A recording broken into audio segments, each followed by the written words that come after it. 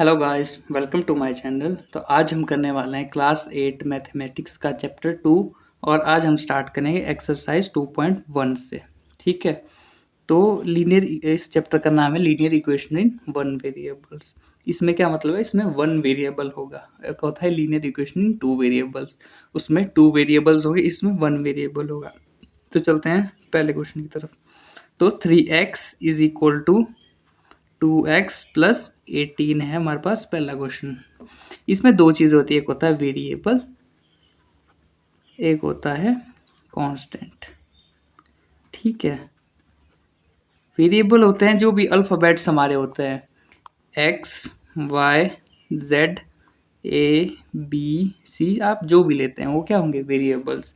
Constant होते हैं हमारे पास जो डिजिट्स होते हैं 1 2 3 4 5 अप टू सो ऑन, इसमें से कुछ भी हो सकता है।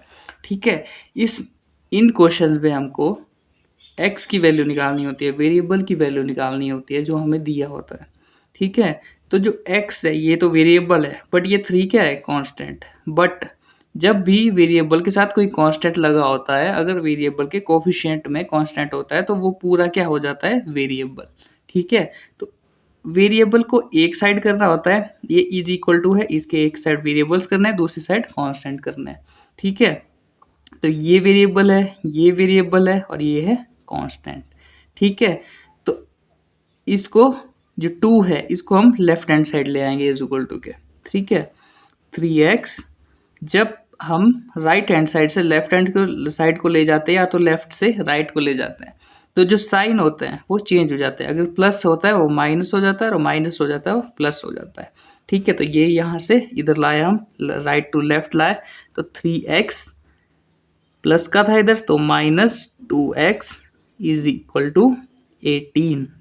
ठीक है, अब 3x माइनस 2x कितना हो गया, 3 minus 2 is equal to x is equal to 18। तो हमारे पास x की वैल्यू आ गई 18। ठीक है, अब चलते हैं हम क्वेश्चन नंबर 2 की तरफ। ठीक है, तो दूसरा क्वेश्चन है 5t minus 3 is equal to 3t minus 5। अब हमको फिर से सेम प्रोसीजर करना है, वेरिएबल्स एक साइड करना है, कांस्टेंट दूसरी साइड करना है।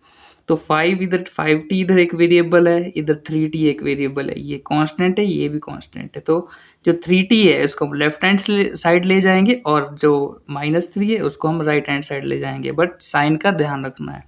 तो 5t ये तो उधर चले जाएगा, तो ये जो 3t यहाँ आया तो ये बन गया -3t इज इक्वल टू, इधर जो बचा हमारे पास -5 और ये -3 वहाँ से आया, ये बन गया +3। अब इनको सॉल्व करना है, 5t minus 3t is equal to 2t is equal to, अब ये माइनस का ये प्लस का है, प्लस माइनस माइनस 5 माइनस 3 2।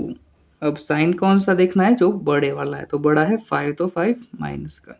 ठीक है, और दूसरी बात, जब भी वेरिएबल के साथ कोई भी चीज़ मल्टीप्लाई में होती है, कोई कांस्टेंट मल्टीप्लाई में होता है, तो जो इज इक्वल टू के उस साइड वो क्या होता है, डिवाइड हो जाता है। ठीक है, तो 2 1 जार 2 2 1 जार 2, t इज इक्वल टू -1।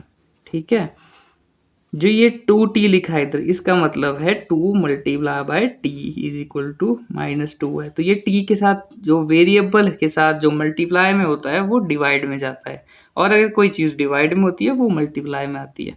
ठीक है,